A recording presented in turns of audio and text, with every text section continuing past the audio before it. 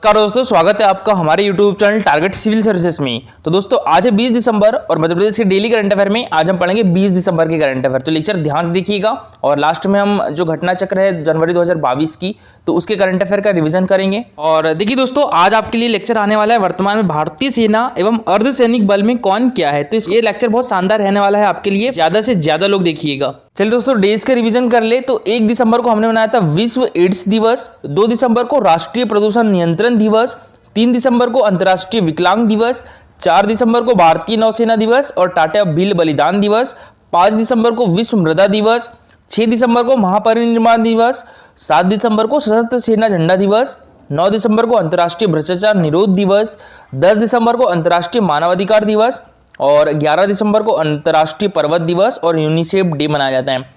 14 दिसंबर को राष्ट्रीय ऊर्जा संरक्षण दिवस, 16 दिसंबर को विजय दिवस मनाया जाता है और 18 दिसंबर को विश्व अल्पसंख्यक अधिकार दिवस मनाया जाता है और 19 दिसंबर को दोस्तों गोवा मुक्ति दिवस मनाया जाता है। और देखिए दोस्तों आज है 20 दिसंबर और 20 दिसंबर को मनाया जाता है अंतर्राष्ट्रीय मानव एकता दिवस, इंटरनेशनल ह्यूमन सॉलिडेरिटी डे। ठीक है, कब मनाया जाता है? 20 दिसंबर को। तो देखिए दोस्तों, हर साल 20 दिसंबर को विविधता में एकता को चिन्हित करने और एकजुटता के महत्व के बारे में जागरूकता बढ़ाने के लिए विश्व स्तर पर अंतर्राष्ट्रीय मानव एकता दिवस मनाया जाता है। संयुक्त राष्ट्र मिलेनियम घोषणा के अनुसार एकजुटता उन बुनियादी मूल्यों में से एक है दोस्तों जो अंतर्राष्ट्रीय संबंधों के लिए बहुत जरूरी है।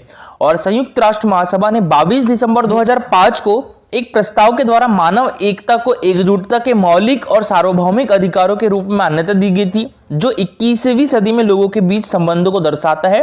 और इस संबंध में प्रत्येक वर्ष 20 दिसंबर को अंतर्राष्ट्रीय मानव एकता दिवस यानी इंटरनेशनल ह्यूमन सॉलिडेरिटी डे मनाए जाने का निर्णय लिया गया। कि दोस्तों ये है हमारा Telegram channel target civil services. तो इस पर डेली 20 क्वेश्चन का क्विज होता है, जिसमें 15 क्वेश्चन जो रहते हैं मध्य प्रदेश जीके से रहते हैं, जो कि प्रीवियस ईयर एग्जाम में पूछे जा चुके हैं, एग्जाम पर्सपेक्टिव से भी इंपॉर्टेंट होते हैं दोस्तों।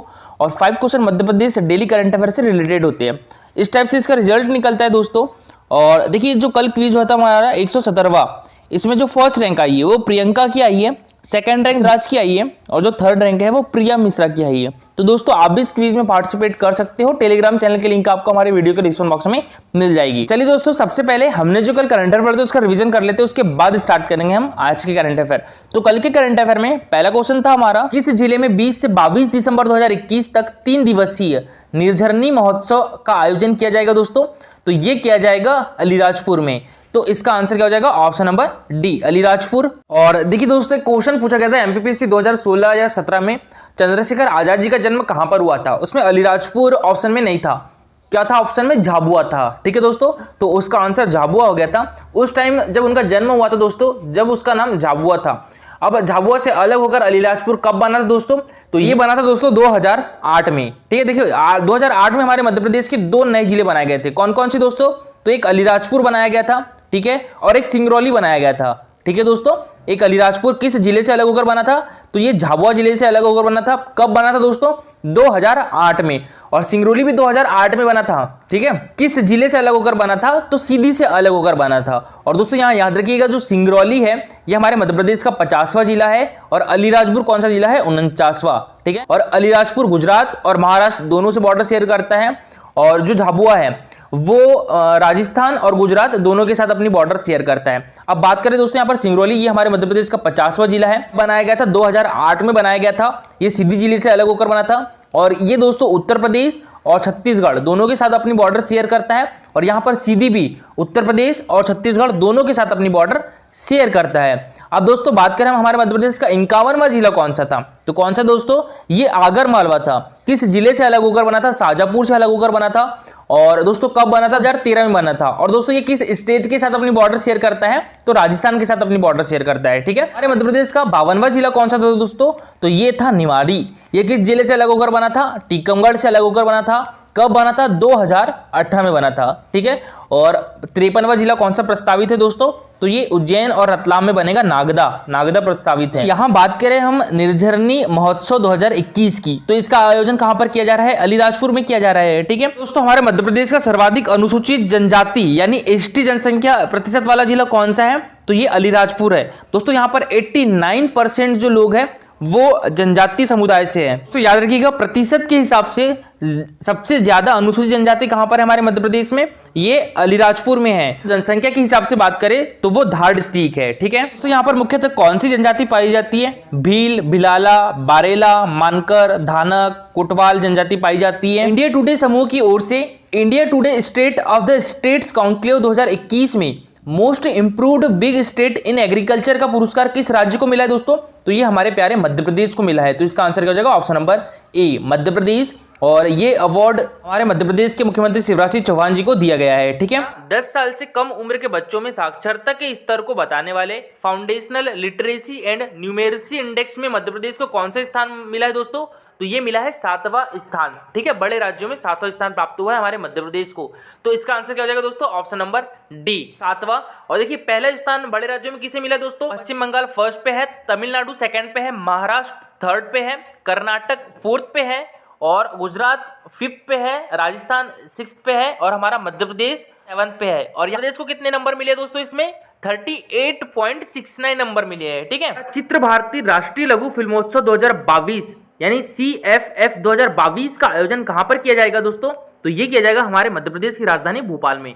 तो इसका आंसर क्या हो जाएगा दोस्तों? ऑप्शन नंबर बी, भोपाल में। और देखिए दोस्तों, इसका पहला जो आयोजन है 2016 में कहां पर किया गया था? ये हमारे मध्य प्रदेश की आर्थिक एवं औद्योगिक राजधानी इंदौर में किया गया था। ठीक है, पहला इंदौर में किया गया था। यह महोत्सव 2 साल के अंतराल में किया जाता है। तो जो 2016 का किया गया था वो तो इंदौर में हो गया है ना। फिर उसके बाद 2 साल के बाद 2018 का कहां पर किया गया था दोस्तों? हमारे देश की राजधानी दिल्ली में किया गया था।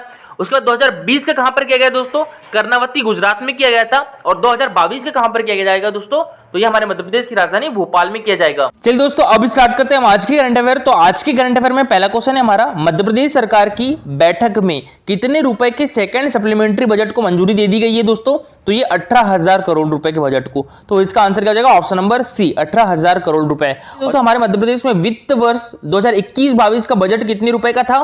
तो ये 2,41,000 करोड़ रुपए का था। ठीक है, हमारे मध्य प्रदेश का वित्तीय बजट 2021-22 का कितना था? 2,41,000 करोड़ रुपए का था। ठीक है दोस्तों, और हमारे वित्तीय मंत्री कौन है? जगदीश देवड़ा है। तो देखिए दोस्तों, मध्य प्रदेश कैबिनेट की बैठक में 18,000 करोड़ रुपए के सेकंड सप्लीमेंट्री बजट को मंजूरी दे दी गई है। और दोस्तों यह बजट पहले 10,000 करोड़ रुपए अनुमानित था। अनुपूरक बजट में इस बढ़ोतरी की वजह जीएसटी में कमी आना है। और नवंबर तक 1955 करोड़ रुपए की कमी आई है। कैबिनेट के द्वारा अनुमोदन किए अनुपूरक बजट को अब मंजूरी के लिए विधानसभा सत्र में लाया जाएगा। प्रदेश की चरमाई वित्तीय व्यवस्था को पटरी पर लाने के लिए हमारे मध्य प्रदेश गवर्नमेंट को दोस्तों 50,000 करोड़ रुपए का कर्ज लेना होगा, जो कि हमारे मध्य प्रदेश की जीडीपी का 4.5% है, मानिए लगभग 5% है। ठीक है, तो अगर हम मध्य प्रदेश की जीडीपी देखें तो कितनी है दोस्तों? 5% का मान लगभग 50,000 करोड़ रुपए। तो दोस्तों 100% का मान कितना हो जाएगा? यहाँ पर ये हो जाएगा 10 लाख करोड़ रुपए है हमारे मध्य प्रदेश की जीडीपी। और दोस्तों कैबिनेट ने अन्य फैसले कौन कौन से लिए थे? तो हमारे मध्य प्रदेश में 14 से 28 जनवरी तक आनंद उत्सव मनाया जाएगा। 9,000 करोड़ की 22 समूह जलप्रदाय योजनाओं को मंजूरी दी गई है। 17 जिलों के 6,117 गांवों में घरों तक पानी उपलब्ध कराने 9,373 करोड़ से 22 योजनाओं को मंजूरी दी गई है। आगरा मुंबई रोड गुना में राज्य परिवहन विभाग की बस डिपो को 32 करोड़ रुपए दिए गए हैं। डबरा में बस डिपो को 5,052 लाख रुपए में बेचे जाने की मंजूरी दी गई है। नेक्स्ट क्वेश्चन है दोस्तों हमारा, 20 से 22 दिसंबर तक विक्रमोत्सव का आयोजन कहां पर किया जाएगा दोस्तों? तो ये हमारे मध्य प्रदेश की राजधानी भोपाल में किया जाएगा। तो इसका आंसर क्या हो जाएगा? ऑप्शन नंबर बी, भोपाल के जनजातीय संग्रहालय में किया जाएगा। देखिए एमपीपीएससी 2020 में क्वेश्चन भी पूछा गया था कि जनजातीय संग्रहालय कहां पर है दोस्तों? तो ये भोपाल में है। देखिए जनजातीय संग्रहालय कहां पर स्थित है? तो ये भोपाल में है। और इंदिरा गांधी राष्ट्रीय मानव संग्रहालय, जो कि देश का सबसे बड़ा संग्रहालय है, इसकी स्थापना 1985 में हुई थी। तो दोस्तों ये भी कहां पर है? ये हमारे मध्य प्रदेश की राजधानी भोपाल में है। और जो श्री बादल भोई राज्य जनजातीय संग्रहालय है, ये दोस्तों छिंदवाड़ा डिस्ट्रिक्ट में है। ठीक है, तो यहाँ कंफ्यूज मत होइएगा। श्री बादल भोई राज्य जनजातीय संग्रहालय कहां पर है? तो ये छिंदवाड़ा डिस्ट्रिक्ट में है। ठीक है, इसकी स्थापना 1954 में की गई थी।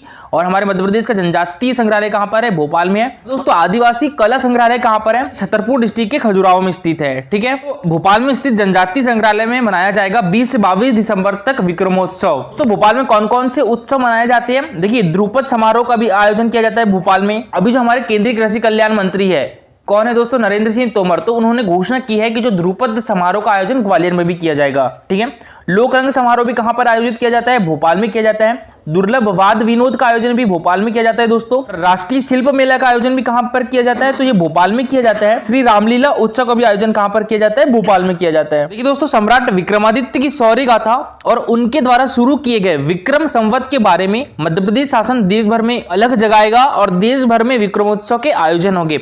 इसकी शुरुआत हमारे मध्य प्रदेश की राजधानी भोपाल के जनजातीय संग्रहालय से होगी। जो भोपाल के जनजातीय संग्रहालय में यह 3 दिनी विक्रमोत्सव 20 से 22 दिसंबर तक होगा। इसके बाद पुणे, जो कि महाराष्ट्र में है, बनारस और आगरा उत्तर प्रदेश में है, तो यहाँ पर विक्रमोत्सव किए जाएंगे और महाराज विक्रमादित्य शोधपीठ उज्जैन इसका आयोजन करेगी दोस्तों।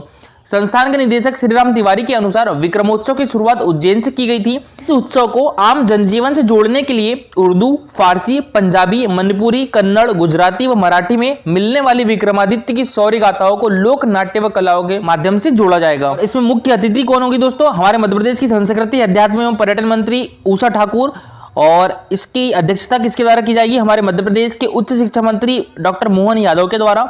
नेक्स्ट क्वेश्चन है हमारा, मध्य प्रदेश शासन के द्वारा आयुष विभाग के माध्यम से वैद्य आपके द्वार योजना के अंतर्गत किस ऐप को लॉन्च किया गया था दोस्तों? तो ये किया गया था आयुष क्योर ऐप को। तो इसका आंसर क्या हो गया था? ऑप्शन नंबर बी, ठीक है, Ayush cure app.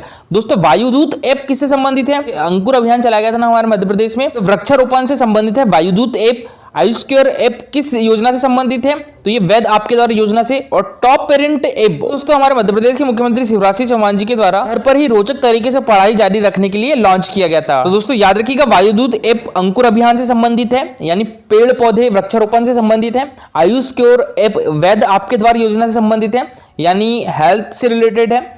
Top parent app जो है वो पढ़ाई लिखाई से संबंधित है, ठीक है। तो देखिए, राज्य शासन के द्वारा आयुष विभाग के माध्यम से वैद्य आपके द्वारा योजना के अंतर्गत वीडियो कॉन्फ्रेंसिंग के माध्यम से कोरोना की तीसरी लहर को रोकने की अग्रिम तैयारी की जा रही है। और इस योजना के अंतर्गत घर बैठे आयुष चिकित्सा विशेषज्ञ से आयुष क्योर ऐप द्वारा लाइव वीडियो कॉल शुल्क चिकित्सा परामर्श लिया जा सकता है दोस्तों। आयुष की तीनों विधाओं आयुर्वेदिक, होम्योपैथी और यूनानी का लाभ लिया जा सकेगा। हमारा जैविक खेती और उत्पादों के निर्यात में मध्य प्रदेश को देश में कौन सा स्थान प्राप्त हुआ है दोस्तों? तो हमारे मध्य प्रदेश को पहला स्थान प्राप्त हुआ है। तो इसका आंसर क्या हो जाएगा? ऑप्शन नंबर ए, जैविक खेती और उत्पादों के निर्यात में मध्य प्रदेश को पहला स्थान प्राप्त हुआ है। दोस्तों, हमारे देश का सिक्किम राज्य दुनिया का ऐसा पहला राज्य है जहां पूर्ण रूप से ऑर्गेनिक खेती होती है, यानी जैविक खेती होती है, ठीक है। चलिए दोस्तों, सबसे पहले हम कृषि से रिलेटेड कुछ फैक्ट्स देख लेते हैं। तो हमारे मध्य प्रदेश में बीज तथा फार्म विकास निगम की स्थापना 1980 में हुई थी और इसका मुख्यालय भोपाल में है। मवेशियों के लिए चारा बनाने का संयंत्र धार डिस्ट्रिक्ट में है। मध्य प्रदेश के इंदौर डिस्ट्रिक्ट में भारत की प्रथम जैविक खेती इकाई स्थापित की गई है। कहां पर दोस्तों? हमारे मध्य प्रदेश के इंदौर डिस्ट्रिक्ट में। और मध्य प्रदेश कृषि उद्योग निगम की स्थापना 1969-70 में की गई थी दोस्तों। मध्य प्रदेश में राज्य भंडारण गृह निगम की स्थापना कब की गई थी? 1958 में की गई थी। कृषि उपज में वृद्धि करने के उद्देश्य से मध्य प्रदेश में विपुल उत्पादन कार्यक्रम चलाया जा रहा है। मध्य प्रदेश में लघु कृषक विकास अधिकरण की स्थापना 1971 में की गई थी। अनुसूचित जनजाति के कृषकों की आर्थिक स्थिति सुधारने के लिए हमारे मध्य प्रदेश में सूरज धारा योजना चलाई जा रही है। मध्य प्रदेश में कृषि विभाग का नाम बदलकर क्या रखा गया है दोस्तों? किसान कल्याण तथा कृषि विभाग रखा गया है। दोस्तों, मध्य प्रदेश में लगभग 70% जनसंख्या कृषि पर निर्भर करती है और मध्य प्रदेश में लगभग 50% क्षेत्रफल कृषि होती है। मध्य प्रदेश में अंगूर की खेती के लिए केंद्र सरकार के द्वारा अंगूर अनुसंधान केंद्र रतलाम में खोला गया है। मध्य प्रदेश में सर्वाधिक सिंचित फसल कौन सी है? गेहूं है। और हमारे मध्य प्रदेश में कृषि उद्योग विकास निगम द्वारा मध्य प्रदेश का पहला सैलरीज जैविक खाद्य संयंत्र की स्थापना हमारे मध्य प्रदेश की राजधानी भोपाल में की गई है। मध्य प्रदेश सरकार ने मत्स्य पालन को बढ़ावा देने के लिए इसे 1977 में कृषि का दर्जा प्रदान किया गया था दोस्तों। मध्य प्रदेश में कृषि जोतों का औसत आकार कितना है? 2.2 हेक्टेयर है दोस्तों। देश के कुल सोयाबीन उत्पादन का 80% से अधिक मध्य प्रदेश में होता है। खाद्यान्न उत्पादन में मध्य प्रदेश का देश में कौन सा स्थान है दोस्तों? चौथा स्थान है। चना उत्पादन में मध्य प्रदेश का प्रथम स्थान है दोस्तों। सोयाबीन उत्पादन में हमारे मध्य प्रदेश का प्रथम स्थान है। इसमें अलसी उत्पादन में भी हमारे मध्य प्रदेश का प्रथम स्थान है। और दलहन उत्पादन में मध्य प्रदेश प्रथम स्थान पर है। अफीम के उत्पादन में मध्य प्रदेश प्रथम स्थान पर है। ज्वार, तेल, तिलहन, बाहर के उत्पादन में भी मध्य प्रदेश का कौन सा स्थान है दोस्तों? दूसरा स्थान है। और हमारे मध्य प्रदेश में कुल कृषि योग्य भूमि 43% भाग एक फसली तथा 70% भाग दो फसली कृषि भूमि के अंतर्गत आता है। देश की कुल गेहूं उत्पादन का हमारे मध्य प्रदेश में कितने प्रतिशत होता है दोस्तों? 11% होता है। मालवा का पठार जो है गेहूं भंडार कहा जाता है। और प्रदेश का सर्वाधिक गेहूं उत्पादन कहां होता है दोस्तों? मालवे के पठार में।